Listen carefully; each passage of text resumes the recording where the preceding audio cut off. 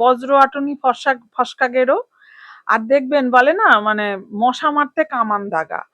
তো আজকে metal allow না, এটা ছিল লেখা।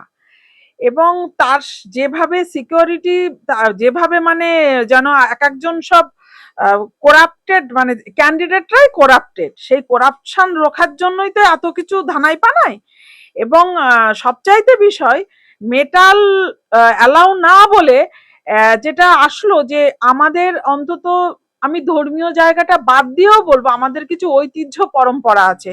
ধরুন এই কিছুদিন পরেই আমাদের আগমনী, তারপরে দেখবেন আমাদের সিঁদুর ছোঁয়ানো ঠাকুরের কপালে, ওটা কিন্তু জানেন ধীরে ধীরে এটা কিন্তু আর ওই মাকে নিরঞ্জনের আগে শুধুমাত্র এই তাকে আরাধনার মধ্যে সীমায়িত থাকে না, ওটা আমাদের একটা কালচার, একটা সংস্কৃতির সাথে একদম না জুড়ে যায়।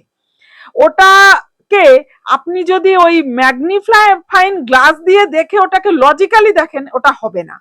ঠিক একই রকম ভাবে যখন একজন সে সে নব দম্পতি, একজন মানে সদ্য বিবাহিতাই হোক বা 20 বছরের পুরনো বিবাহিতাই হোক, বিষয়টা সেখানে নয়।